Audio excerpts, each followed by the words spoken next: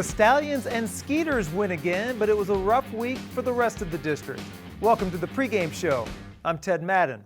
Mesquite is still undefeated after a win over Plano West. The Wolves entered the game on a 28-game losing streak, but had a 7-0 lead in the first quarter until Jadarian Smith scored on this play to tie the game at 7-7. Plays like this one are why Plano West hasn't won a game since 2016. The snap goes way over the punter's head, and guess who comes up with the touchdown? Tyler Raleigh O'Neal, who scored on a blocked punt 2 weeks ago. He gets another one here. Plano West scored a touchdown to tie it, but just 2 minutes after that, quarterback Dylan McGill broke free on a long touchdown run, going 67 yards. The Skeeters ran away with it in the second half to win 48-21, and they're 3-0 for the first time since 2012. Tell me what's good and what's bad about being 3-0. There's nothing bad about being 3-0. We've had 3 great games, really proud of the kids. We still have a lot of things we need to work on to get better to be the team we want to be, but it's always a lot easier doing that when you're 3-0 than having some losses. You know where I'm going with that, right? Yes. Hitting the big head?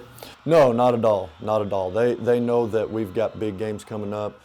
They know that we've been playing a lot of guys in our non-district games just to see who we can count on and what we need to hang our hats on. And I think they really see that we're zeroing in on who we want to be as we hit district here in a week. The Skeeters play a day early, which Coach Fleener is not excited about because LD Bell runs the triple option and he would like more time to prepare.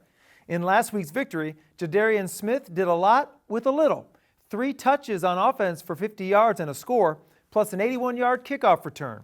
North Mesquite is on the road Friday at Old Birdville Stadium, taking on Haltom. Quarterback Kamari Thompson had a big game last week with as many touchdown passes as he had incompletions.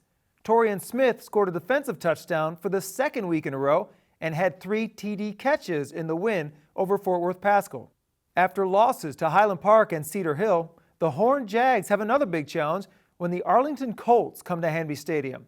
In last week's game, Ben Wyatt had 7 touches on offense for 74 yards and a touchdown.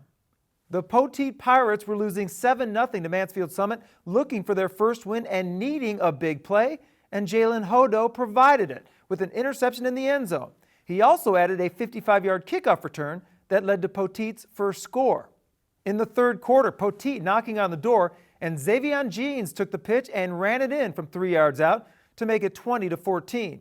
After Summit scored again to go ahead by 12, Poteet responded with a touchdown pass from Jalen Police to Jalen Graham, but that's as close as they got, losing to Summit 33-21.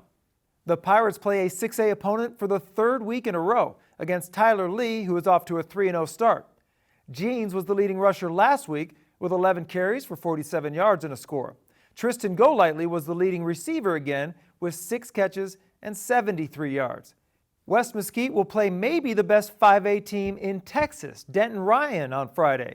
The Wranglers got a big game from Ty Jordan in their 3-point loss to Keller Timber Creek.